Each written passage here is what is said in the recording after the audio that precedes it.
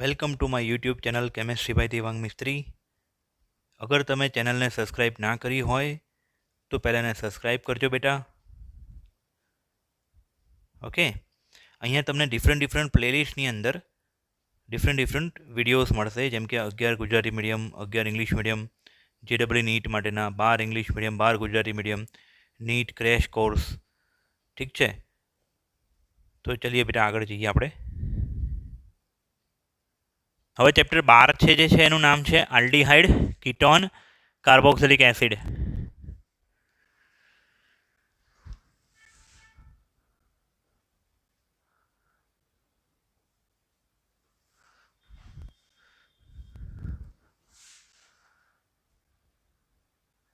Aldehyde, ketone અને carboxylic acid.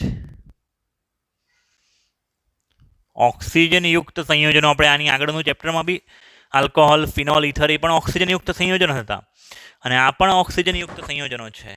ખાલી આમાં આની આગળના ચેપ્ટરમાં ફરક શું ખબર છે કે ત્યાં જે ઇથર હતો કે આલ્કોહોલ હતો કે ફિનોલ હતો તેમાં ઓક્સિજનનું સંકરણ sp3 થતું હતું, જ્યારે અહીંયા આલ્ડીહાઇડ, કીટોન અથવા કાર્બોક્સિલિક એસિડમાં કાર્બોનિલ સમૂહ છે. કયો સમૂહ છે?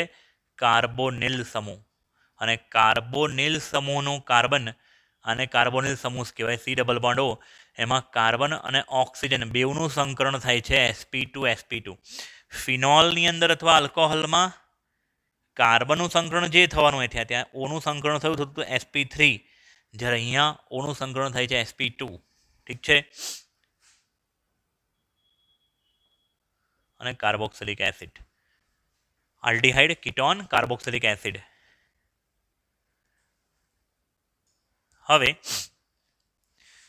આ લોકોના નામકરણ જોતા પહેલા આ લોકોનો ભેદ પારખીએ. કેટલાક લોકોને નહીં ખબર હોતી કે આને આલ્ડીહાઇડ કહેવાય કે કીટોન કહેવાય. ધારો કે હું આવું લખીને આપી દઉં ને,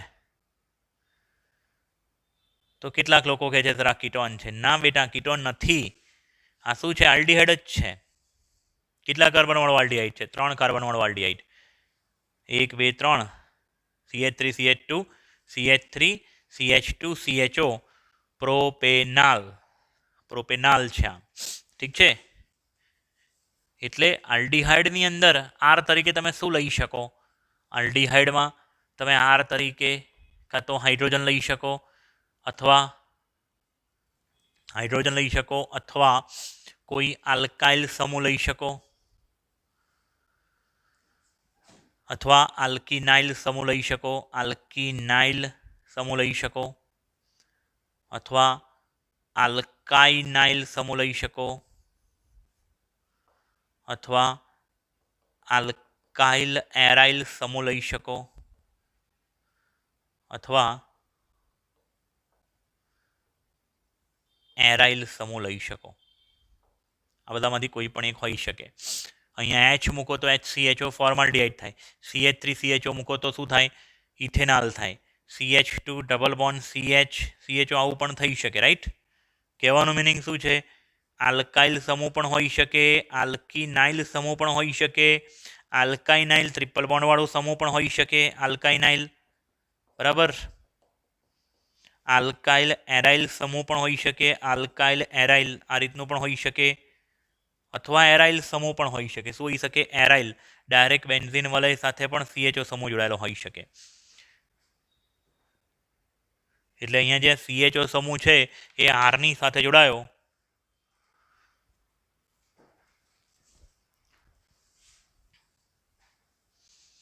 એટલે આટલું આપણને ખબર હોવી જોઈએ. પછી કીટોનની અંદર આર તરીકે શું હોય? કીટોનની અંદર આલ્કાઇલ સમૂહ, આમાં H ના હોય. હમણાં લખ્યું તે બધા જ, ખાલી H ના હોઈ શકે, કેમ કે બીમાંથી એક બી બાજુ H હશે તો એ આલ્ડીહાઇડ બની જશે. અને કાર્બોક્સિલિક એસિડમાં આલ્ડીહાઇડ જેવું જ આર તરીકે તમે H પણ લઈ શકો, કોઈ કાર્બનની શૃંખલા પણ લઈ શકો. ઠીક છે. આલ્ડીહાઇડ, કીટોન અને કાર્બોક્સિલિક એસિડ. બીજું, કાર્બોક્સિલિક એસિડના વ્યુત્પન્નો,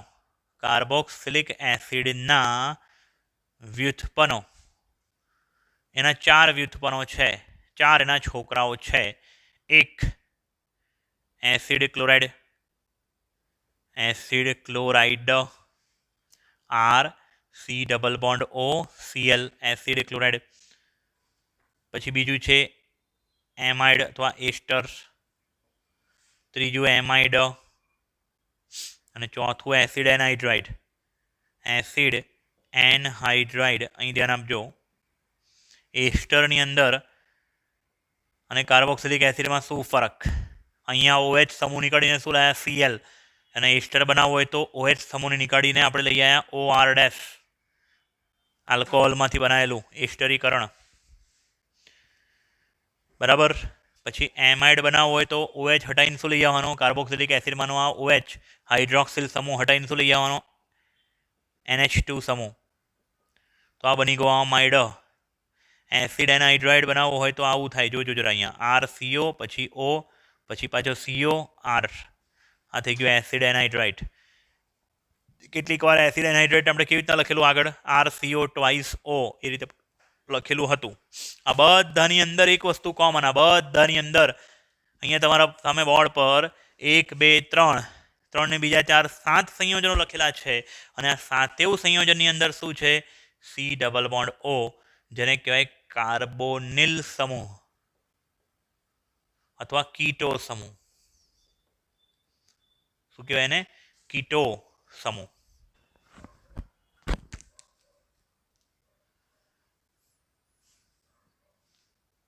આપણે શોર્ટની અંદર આટલું દર વખતે આપણે આવું સ્ટ્રક્ચર ઓપન કરીને નથી લખતા હોતા, રાઈટ?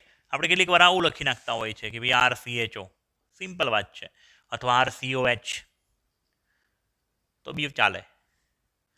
કીટોનની અંદર RCO, R', આવું લખી નાખીએ. બંને કાર્બનની શૃંખલા સરખી હોય તો R2CO આવું પણ લખી નાખીએ.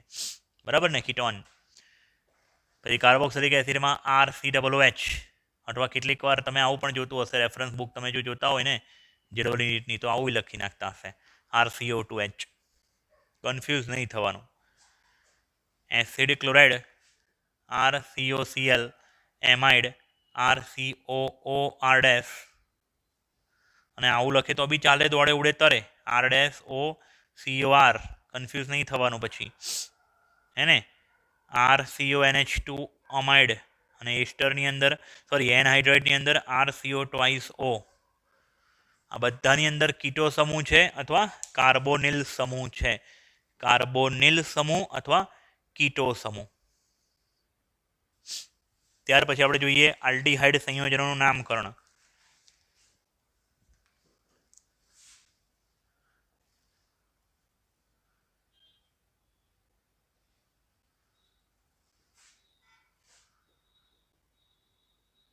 ઓકે, જોજો અહીંયા ધ્યાન આપજો. પહેલું જે એક્ઝામ્પલ હું આપીશ ને, પહેલાં સ્ટાર્ટિંગ કરીશ, એમાં એક CHO સમૂહ ધરાવતા બિનચક્રીય, એક CHO ધરાવતા બિનચક્રીય aldehyde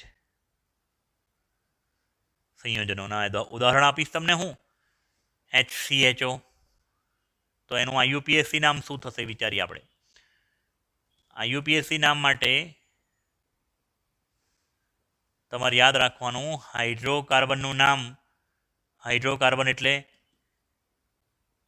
methane, ethane, propane, butane, ethene, બ્યુટીન, એટલે આલ્કેન, આલ્કીન અને આલ્કાઇન, જેને આપણે હાઇડ્રોકાર્બન કહીએ. અને એની પાછળ લગાડી દેવાનું આલ. અને સામાન્ય નામ જે છે એ પણ તમને કહું. સામાન્ય નામમાં HCHO છે, HCHO ધારો કે, તો આનું IUPAC નામ થશે સિમ્પલ. એક કાર્બન છે એટલે મિથેન, મિથેનની પાછળ આલ, મિથેનાલ. અને સામાન્ય નામ થશે એનું ફોર્માલ્ડીહાઇડ. ફોર્માલ્ડીહાઇડ. સામાન્ય નામમાં તમારે શું યાદ રાખવાનું તમને કહું. એક કાર્બન હોય ને તો ફોર્મ, 2 કાર્બન હોય તો એસિટ, 3 હોય તો પ્રોપિયોન, 4 હોય તો બ્યુટીર, 5 હોય તો વેલેર, 6 હોય તો કેપ્રો. શું લખ્યું છે? કેપ્રો. અને એની પાછળ લગાડી દેવાનું આલ્ડીહાઇડ. એક કાર્બન તો ફોર્મ, 2 તો એસિડ, 3 तो प्रोपियोन, 4 तो ब्यूटीर, 5 तो वेलेर, 6 तो कैप्रो,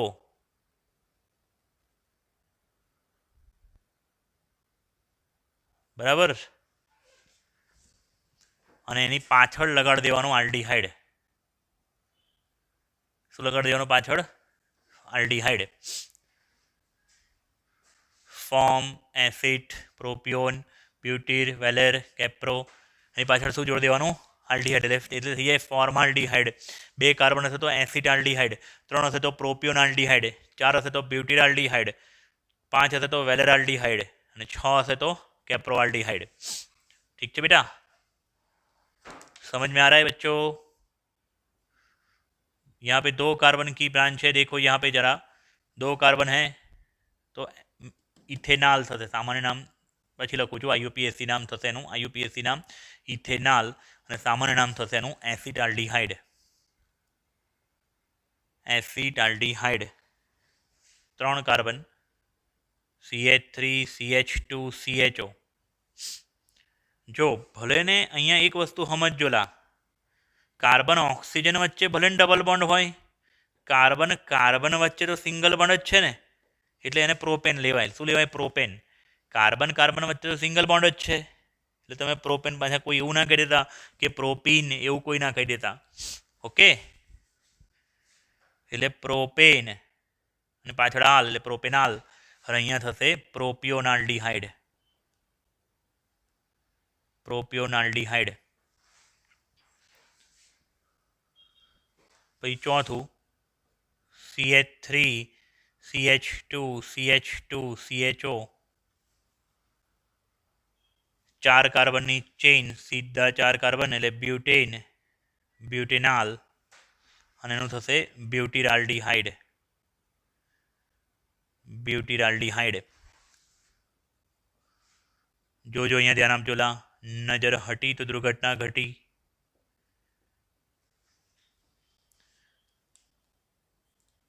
अहींया 3 कार्बननी मुख्य श्रृंखला है, राइट.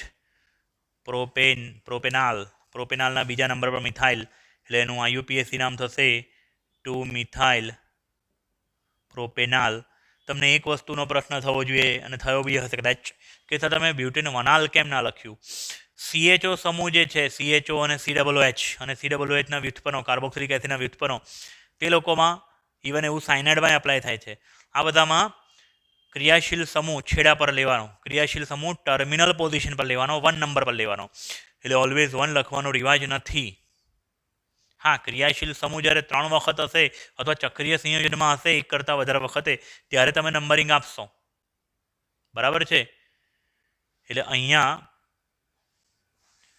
તમારે એવું વનાલ લખવાની જરૂર નથી. અહીંયા તમે અમિતાભ બચ્ચનનો એક નિયમ અપ્લાય કરી શકો છો. અમિતાભ બચ્ચનનો જૂના પિક્ચરોમાં એક ડાયલોગ છે, हम जहाँ से खड़े होते हैं लाइन वहीं से चालू होती है.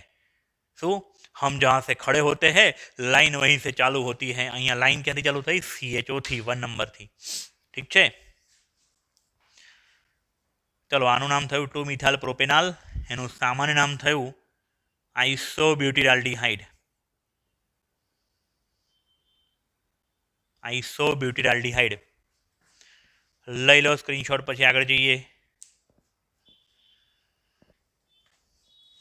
अहींया ध्यान आपजो. एना पछी 5 कार्बननी chain, CH3 CH2 CH2 CH2 અને CHO. 1 2 3 4 5. तो एनु आईयूपीएससी नाम थशे पेंटेनाल, नहीं के पेंटेनवनाल. शू? पेंटेनाल. અને એનું સામાન્ય નામ જે છે એ થશે વેલેરાલ્ડિહાઇડ. વેલેરાલ્ડિહાઇડ. CH3 CH2 CH CHO CH2 CH2 1 2 3 4 5. तो जरा મને કહેશો આનું નામ આપણે કેવી રીતે કરી શકાય? તમે જો આમ સળંગ 6 કાર્બનની ચેન બનાવવા જશો ને તો નામ થશે હેક્ઝેન. પણ એવું નહીં કરાય. કેમ? અમિતાભ બચ્ચનનો નિયમ શું છે? मैं तुमने सिखवाड़ियो शॉर्टकट, हम जहाँ से खड़े होते हैं लाइन वहीं से चालू होती है, तो CHO ने 1 नंबर अपाई। तो 1 2 3 4 1 2 3 4 5 1 2 3 4 5, તો આ જે 5 કાર્બનની થઈ ગઈ મુખ્ય શૃંખલા, અને 5 કાર્બનની મુખ્ય શૃંખલાની અંદર બીજા નંબર પર શું છે? ઇથાઇલ, એટલે એનું IUPAC નામ થશે 2 ઇથાઇલ પેન્ટેનાલ। ઠીક છે, 2 ઇથાઇલ પેન્ટેનાલ। અને એનું સામાન્ય નામ આ રીતનું થશે કે સામાન્ય નામની અંદર તમારે આલ્ફા બીટા ગામા એવું નામ આપવાનું। શું નામ આપવાનું? સામાન્ય નામમાં આલ્ફા બીટા ગામા। તમારો જે CHO હોય ને, CHOની એક્ઝેક્ટ બાજુવાળા કાર્બનને કહેવાય આલ્ફા કાર્બન, એની બાજુવાળાને બીટા કાર્બન, એની બાજુવાળાને આલ્ફા બીટા ગામા ગામા, અને એની બાજુવાળાને ડેલ્ટા। આ રીતના આલ્ફા બીટા ગામા ડેલ્ટા, 4 સુધી યાદ રાખો। CHO વાળાના કાર્બનને આલ્ફા નહીં કહેવાનો, CHOની બાજુવાળા કાર્બનને આલ્ફા કહેવાનો। એટલે અહીંયા CHOની બાજુવાળા કાર્બન આલ્ફા કાર્બન, અને આલ્ફા કાર્બન પર કોણ છે? ઇથાઇલ, બરાબર। એટલે અહીંયા નામ થશે, એનું સામાન્ય નામ થશે alpha ethyl valeraldehyde. Alpha ethyl valeraldehyde. અલા ખબર પડે છે બેટા? Yes or no? CH3 CH2 CH2 CH2 CHO કેટલા કાર્બન છે? તો કે ભાઈ 6 કાર્બન, એટલે શું થશે? એનું નામ થશે હેક્ઝેનાલ અથવા કેપ્રોઆલ્ડીહાઇડ।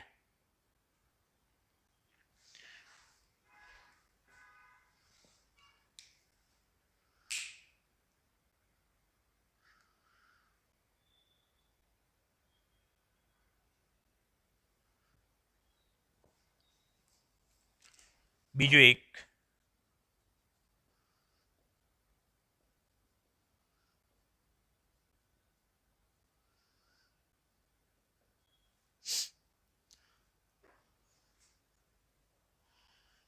ધારો કે આ સંયોજન છે, તો આની અંદર આ થઈ ગઈ આપણી મુખ્ય શૃંખલા જે મેં હાઇલાઇટ કરી તે। આમાં 1 નંબર CH વાળા કાર્બનને 1 નંબર આ રીતનું થયું, રાઈટ। એટલે આ તો થઈ ગયું બ્યુટેનાલ।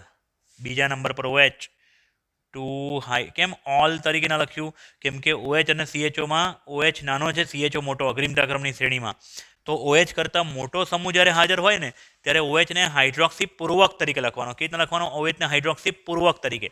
એટલે અહીંયા લખીશું 2 હાઇડ્રોક્સી બ્યુટેનાલ, 2 હાઇડ્રોક્સી બ્યુટેનાલ, અને એનું સામાન્ય નામ થશે આલ્ફા હાઇડ્રોક્સી બ્યુટિરાલ્ડીહાઇડ।